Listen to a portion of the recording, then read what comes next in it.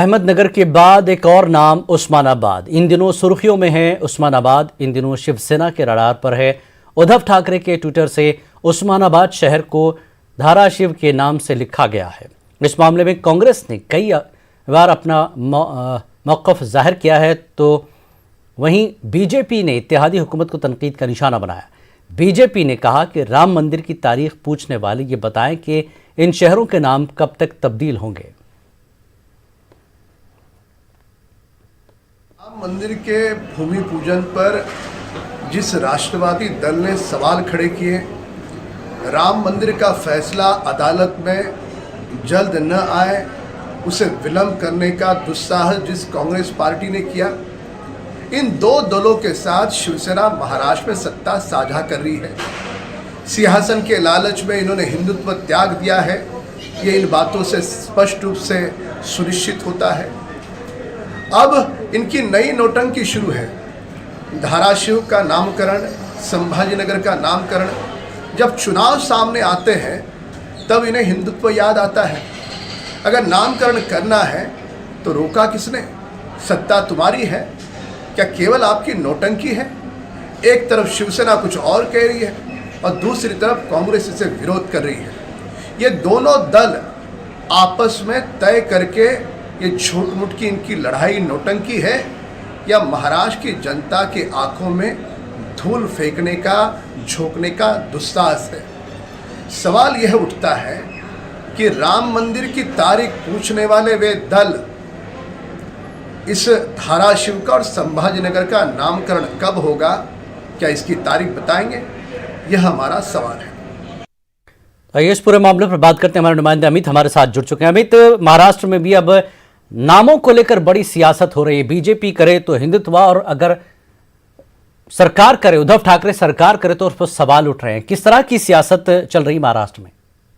देखिए, नाम परिवर्तन को लेकर सियासी हलचल पूरी तरीके से तेज है। मैं आपको बताऊं कि महाराष्ट्र में औरंगाबाद का नाम बदलकर संभाजीनगर रखने के मामले में कांग्रेस से कड़े विरोध का सीएम उद्धव ठाकरे पे कोई असर नहीं पड़ रहा और मुख्यमंत्री के आधिकारिक ट्विटर हैंडल पर औरंगाबाद का नाम संभाजीनगर लिखने के बाद अब मराठवाड़ा के उस्मानाबाद जिले का धाराशिव के रूप में उल्लेख किया गया। दरअसल मैं आपको बताऊं कि बुधवार को कैबिनेट की बैठक में उस्मानाबाद जिले में मेडिकल कॉलेज बनाने का प्रस्ताव पारित हुआ और इसको लेकर मुख्यमंत्री कार्यालय की ओर से उस्मानाबाद को धाराशिव लिखकर ट्वीट किया गया।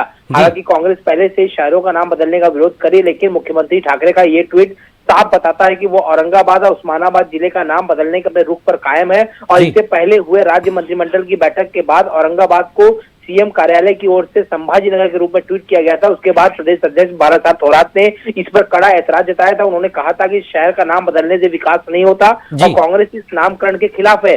जी, इसके जवाब में सीएम ठाकरे ने कहा था कि औरंगजेब कोई सेकुलर नहीं था। दिवंगत शिवसेना प्रमुख बाल ठाकरे लंबे समय से उस्मानाबाद को संभाजीनगर कहते थे और अब औरंगाबाद के बाद उस्मानाबाद के नामांतरण को लेकर एक बार फिर महाविकास आघाड़ी सरकार में विवाद बढ़ने की संभावना है। जी, तब दूसरी पार्टियां इसको कैसे ले रही हैं? हालांकि इत्तेहादी पार्टियां इसके मुखालफत कर रही हैं, सरकार पर असर नहीं हो रहा है, तो क्या उद्धव ठाकरे सिर्फ बीजेपी को एक तरह से आईना दिखा रहे हैं, रोकने की कोशिश कर रहे हैं अपने इस काम से?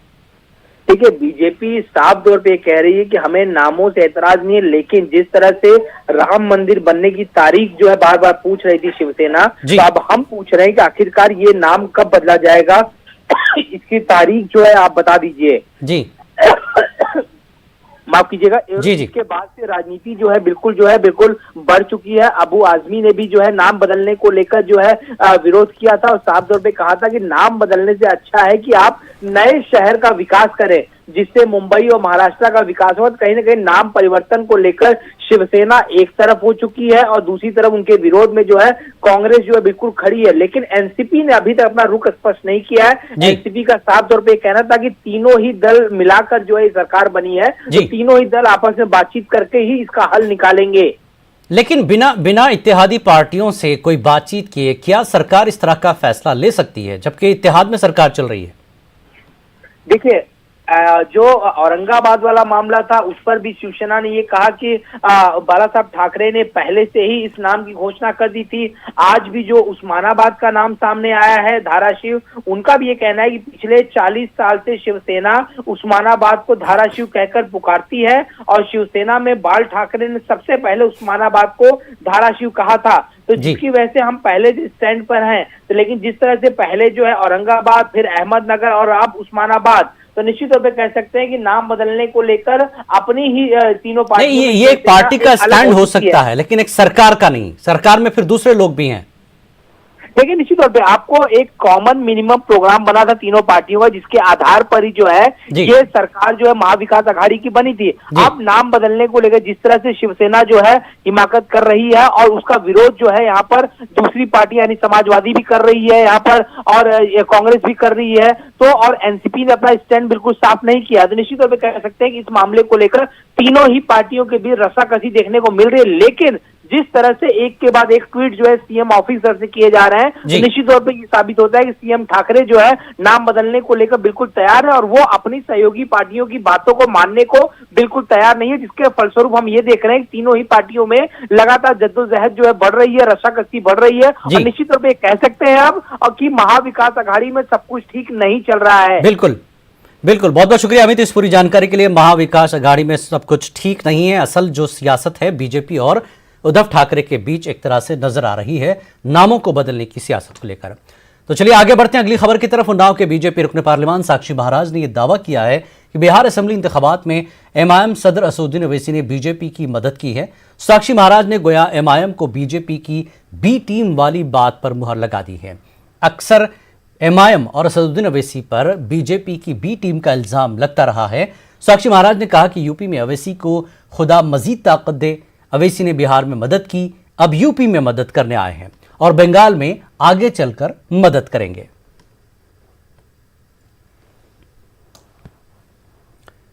और दिल्ली के वज़ीर आला अरविंद केजरीवाल ने आज महकमे सेहत के अफसरान के साथ मीटिंग की, जिनमें बड़े अस्पतालों के सरबराहान और डिस्ट्रिक्ट मजिस्ट्रेट्स शामिल हुए। मीटिंग में कोरोना वैक्सीन के हवाले से तबादला ख्याल किया गया। मीटिंग के बाद वज़ीर आला अरविंद केजरीवाल ने प्रेस कॉन्फ्रेंस की। आपको बता दें कि मुल्क भर में 16 जनवरी को कोविड-19 वैक्सीनेशन मुहिम का आगाज होगा। पहले दिन 16 जनवरी को 81 जगहों पर वैक्सीन लगाई जाएंगी। एक एक जगह पे लगभग एक दिन में 100 लोगों को वैक्सीन लगाई जाएगी। हफ्ते में 4 दिन वैक्सीन लगाई जाएगी। सोमवार, मंगलवार, गुरुवार और शनिवार। इसके अलावा जो 2 दिन होते हैं उस दौरान रेगुलर वैक्सीन लगती हैं, तो हम नहीं चाहते कि जो रेगुलर वैक्सीनेशन दूसरी बीमारियों की हैं वो सफ़र करें। और एक दिन संडे हो गया, तो 4 दिन, हफ्ते में 4 दिन वैक्सीन लगाई जाएंगी। शुरुआत में हम 81 सेंटर्स पे शुरू कर रहे हैं।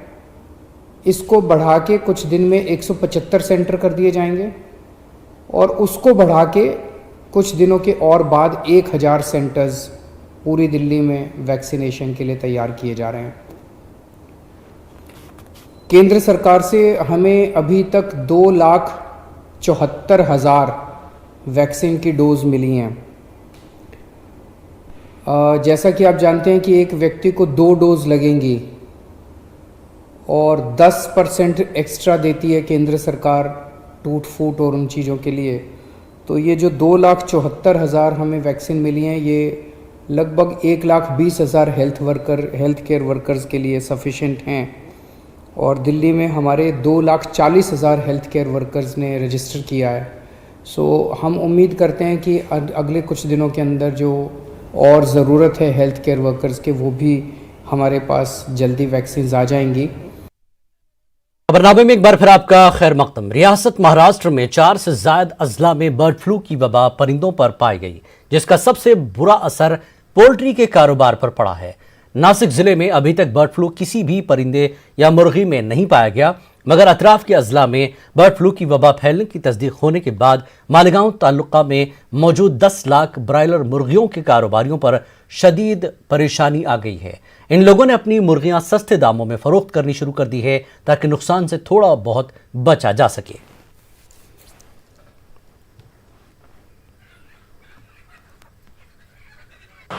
सर यहाँ पे जो कैपेसिटी अभी है मेरी 70,000 की, लेकिन जो बर्ड मेरे पास अभी हैं करीब 45,000 जी। और ये समझ के चलिए सर 1200-1300 ट्रे का प्रोडक्शन है पर डे का। और जब से ये बर्ड फ्लू की हवा चली है काफ़ी लॉस में जा रहे हैं। यानी पहले अंडा कितने में जाता था, अभी कितने में जाता है? पहले समझिए सर 5+ में था, अभी 4 रुपये का भी नहीं जा रहा। ये देखो भाई, आप गोश्त मुर्गी के गोश्त ले रहे हो, घबराहटी है। 100 से 120 रुपये किलो बिक रहा है। यहाँ कोई बर्ड फ्लू नहीं है और लोग आराम से लेके खरीद रहे हैं और खूब जम के खा रहे हैं। मालेगांव तालुका के अंदर तो कोई बर्ड फ्लू वगैरह नहीं है और नासिक ज़िले में भी कोई नहीं है। जनता ने जो है ये अफवाहों पर और रूमर्स पर ध्यान ना देते हुए जो है चिकन और जो अंडे है वो अच्छी तरीके से खाना चाहिए, कि उसके अंदर सबसे ज़्यादा प्रोटीन रहता है। और रही बात मालेगांव तालुके की जो बर्ड्स हैं, तो अंदाजन आसपास 10 लाख के करीबन लेयर और ब्रॉयलर मिला के बर्ड्स होंगे। मुल्क भर में आज मकर संक्रांति और पोंगल की धूम है। शिमाली हिंदुस्तान में ठंड के बावजूद लोग स्नान और पूजा पाठ करते देखे गए। हरिद्वार में हरि की पुड़ी में लोग शाही स्नान कर रहे हैं और इस दौरान सख्त सिक्योरिटी के बंदोबस्त किए गए हैं।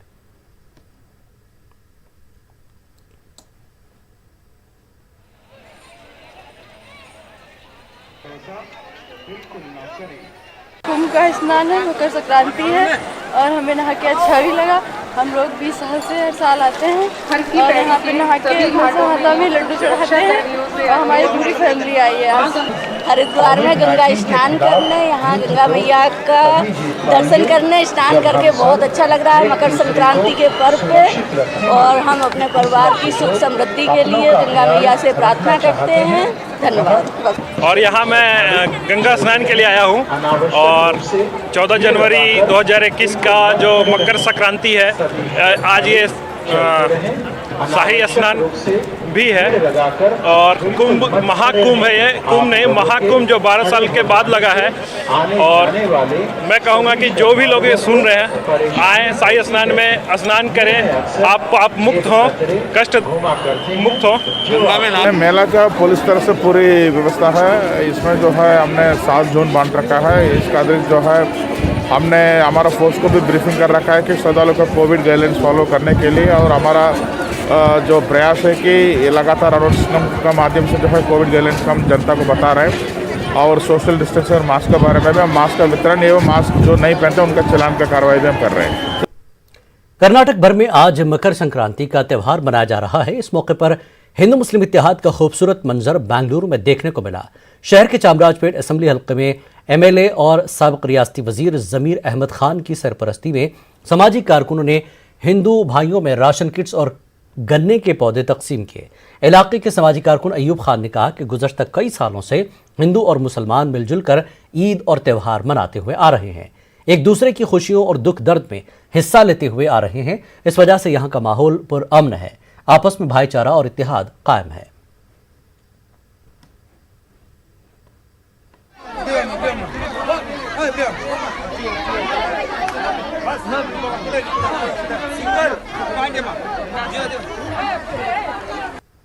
यहाँ कोई हिंदू मुस्लिम सिख ईसाई आपस में भाई भाई हम सब मिलकर जनाब बीजर जमीर अहमद खान साहब की सरपरस्ती में और उनके नक्शे कदम पर चलते हुए हम सब मिलकर खुशी का माहौल यहाँ, जब से जमीर अहमद खान साहब यहाँ पर हमारे रहनुमा हमारे ऊपर जिम्मेदार आयद किए गए हैं, जब से हम सब मिलकर कोई एक हिंदू मुसलमान की कोई घटना आपसी इंतहाई घटना नहीं हुई, कोई फिरका वाराना फसादात भी नहीं हुई। हम सब मिलकर एक होकर खुशहाल जिंदगी बसर कर रहे हैं। जितने भी हमारे तमिल भाई हैं, जितने भी हमारे तेलुगु भाई हैं, जितने भी हिंदू भाई हैं, हम सब मिलकर ये जो पोंगल और महाशिवरात्रि हम सब मिलकर हंसे खुशी के साथ सब ये मिलजुल कर एक होकर ये ईद को जोर से मनाएं। और इंशाल्लाह हम कोशिश कर रहे हैं। आप देख रहे हैं कि यहाँ जो आवाम, आनंदपुर की आवाम, जो आज हमारा पहला प्रोग्राम आनंदपुर में है, आवाम समंदर की लहरों की तरह इस काम में हमारा साथ दे रहे हैं और तमाम लीडर्स भी, हम लीडर हजरात भी हमारे इस कार्य खैर में साथ दे रहे हैं और इंशाल्लाह बहुत खुशी का माहौल है यहाँ।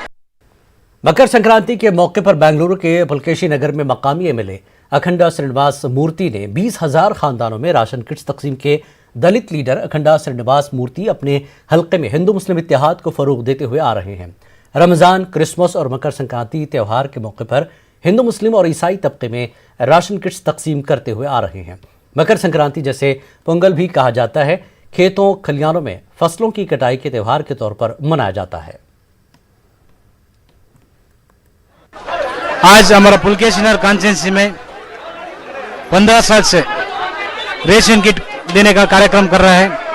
हमारा कॉन्स्टिट्यूंसी में एक साल में पोंगल को, रमजान को और क्रिसमस को, ये 3 फीस्ट को भी, ईद को हमें दे रहा है।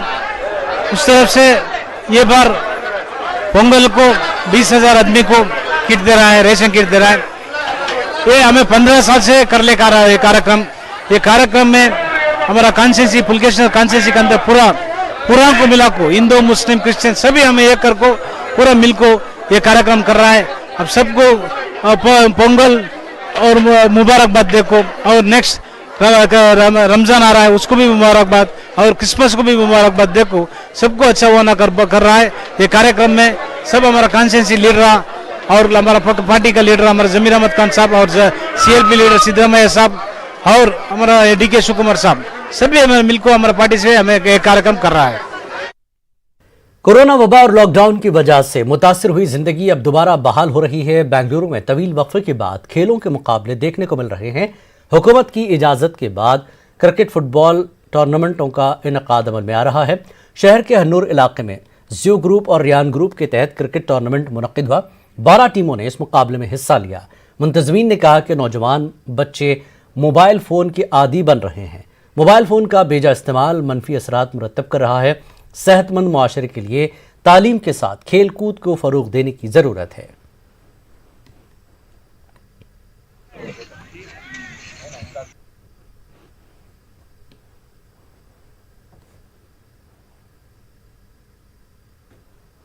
कि हम देखते हैं कि अपने घरों में माँ बाप से कोई सही बात नहीं करता, कोई भाई को रिस्पांस नहीं देता, कोई बहन को रिस्पांस नहीं देता, बस अपने मोबाइल की इसमें घुस गया। तो हम चाहते हैं कि इस मोबाइल की दुनिया से बाहर निकालकर जैसा हम पहले एक्टिव थे उस एक्टिविटी को हमें सामने लाया जाए।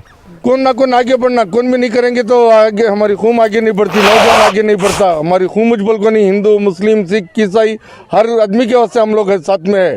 हम लोग के पास जात का नहीं है, हर आदमी को साथ लेके चलती तो हर आदमी के वास्ते हमें आगे बढ़ती। स्पोर्ट्स का बहुत अच्छा सा आगाज़ किए हैं। जैसा कि जब से कोरोना आया हुआ है सारे स्पोर्ट्स सब कुछ बंद हुआ है और सब लोग मोबाइल में लगे रहते हैं।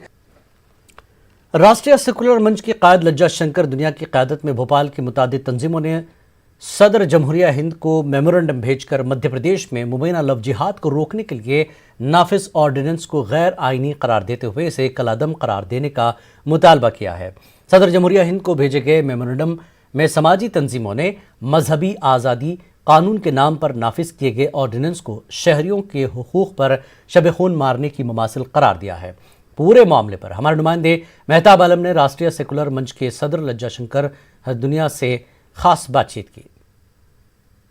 मध्य प्रदेश सरकार द्वारा यहाँ पर लव जिहाद को रोकने के लिए धर्म स्वतंत्र अधिनियम, मजहबी आज़ादी कानून का ऑर्डिनेंस यहाँ पर लागू कर दिया गया है। उसको लेकर सेकुलर मंच की बात करें, लेखकों की बात करें, अदीबों की बात करें, शायरों की बात करें, समाजसेवियों की बात करें, उनमें एक नाराज़गी पाई जाती है। उन्होंने इस मामले को लेकर भारत के राष्ट्रपति को एक मेमोरेंडम भेजा। इस पर बातचीत करने के लिए लज्जा शंकर हरदनिया जी, शैलेंद्र शलील साहब हमारे साथ मौजूद है। उनसे जानते हैं कि जब मध्य प्रदेश सरकार ये कह रही है कि किसी मजहब के खिलाफ नहीं है, लोग जो है एक मजहब से जोड़कर जो आवाम को गुमराह कर रहे हैं, तो आपने राष्ट्रपति को जो भेजा इसका मकसद क्या है? देखिए, हम ये नहीं मानते कि किसी मजहब के खिलाफ यह नहीं है, मजहब के खिलाफ है ये। और इसका हमारे राय में तो मूल उद्देश्य ही ये है कि कुछ जैसे CAA का, NRC का, उसी तरह इसका उद्देश्य है कि एक पर्टिकुलर कम्युनिटी को इससे टारगेट किया जाए। तो हम इस बात के हामी हैं कि ये मेरी तबीयत है कि मैं किससे शादी करूं, समझे, विवाह किससे करूं। तो इसमें ना तो देश की नागरिकता का सवाल उठता है, न देश की सार्वभौमिकता का सवाल उठता है, और न ही ये क्वेश्चन करना है कि एक पर्टिकुलर कम्युनिटी का आदमी किसी दूसरी कम्युनिटी के आदमी से शादी कर रहा है तो इससे किसी तरह से देश की एकता अफेक्ट होगी। मैं नहीं मानता है। सारी दुनिया में यह बंधन उठ चुका है। मैं दूसरे देशों में भी गया हूँ। अमेरिका में अब अछूतों और छूतों की शादी होती है। क्रिश्चियनिटी के भी कई अंग हैं, प्रोटेस्टेंट हैं, कैथोलिक हैं, एंग्लिकन हैं, उन सब के बीच में शादी होती है। और हमारे संविधान ने तो स्पेसिफिकली इस बात का कि लिंग, जाति, धर्म के नाम पर किसी भी प्रकार का भेदभाव नहीं किया जाएगा। कैमरामैन मोहसिन खान के साथ मेहताब आलम, न्यूज़ 18 उर्दू, भोपाल। मारूफ शायर कैफी आजमी का आज यौम पैदाइश है। कैफी आजमी का शुमार उर्दू के मुमताज़ तरीन तरक्की पसंद शायरों में होता है। कैफी आजमी की इल्मी, फिल्मी, समाजी और अदबी खिदमात को आज याद किया जा रहा है। पेश है न्यूज़ 18 उर्दू की जानिब से कैफी आजमी की जिंदगी का मुख्तसर तारुफ। कोई तो सूद चुकाए, कोई तो जिम्मा ले, उस इनकलाब का जो आज तक उधार सा है। बेलचे लाओ, खोलो जमी की तहें, मैं कहां दफन हूं कुछ पता तो चले। ऐ सबा लौट के किस शहर से तू आती है, ऐ सबा लौट के किस शहर से तू आती है, तेरे हर झोंके से बारूद की बू आती है। खून कहाँ बहता है इंसान का पानी की तरह, जिससे तू रोज यहाँ करके वजू आती है। खून कहाँ बहता है। फिक्र एहसास में इर्तियाश पैदा करने वाली ये रोशन शायरी जिस जोदहिस शायर की है उसे दुनिया कैफी आजमी के नाम से जानती है। उर्दू के मुमताज तरीन तरक्की पसंद शायरों में उनका शुमार होता है। कैफी आजमी का असल नाम सैयद अतहर हुसैन रिजवी था।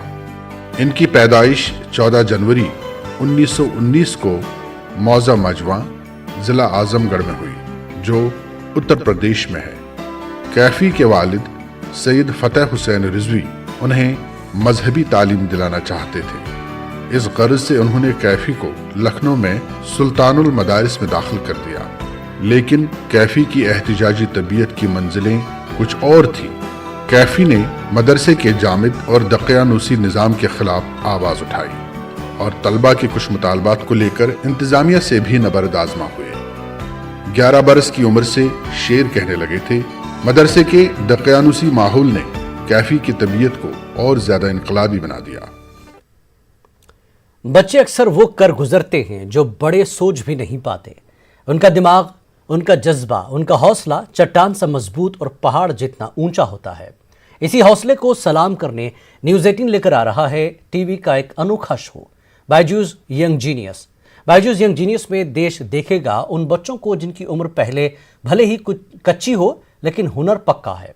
इनकी उम्र भले ही कम हो लेकिन कद बड़ा है। किसी भी शहर, कस्बे या महानगर में रहने वाले ये बच्चे अपने दिमाग से, अंदाज से दुनिया को दंग कर देंगे।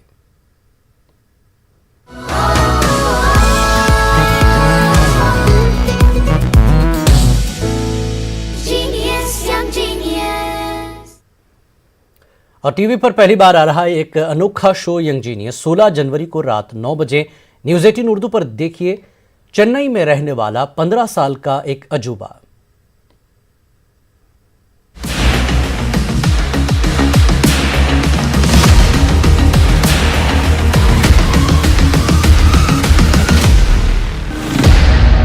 ये है यंग जीनियस। इस बच्चे का हुनर बेजोड़ है। लिडियन नादस्वरम म्यूजिशियन है।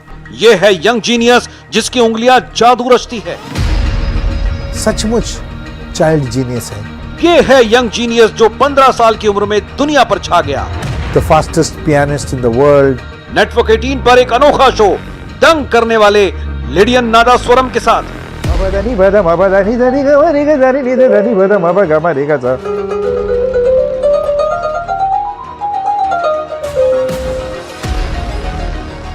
जो आंख पर पट्टी बांधकर शानदार पियानो बजाता है।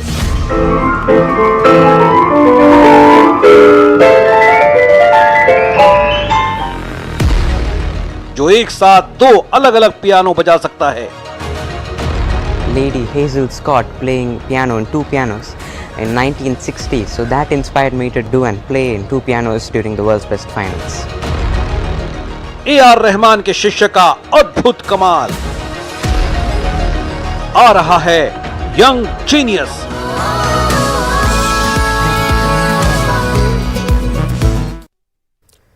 ये किड्स वाकई कमाल के हैं। ऐसे न जाने कितने जीनियस बच्चे हमारे आसपास मौजूद हैं। 16 जनवरी से न्यूज़ 18 लेकर आ रहा है ऐसे अनोखे बच्चों का दंग करने वाला जुनून, दिमाग, हौसला और बड़ी हस्तियों की साथ उनकी जुगलबंदी। देखिए Byju's young genius news 18 Urdu पर हर शनिचर रात 9 बजे और इतवार दिन के 12 बजे।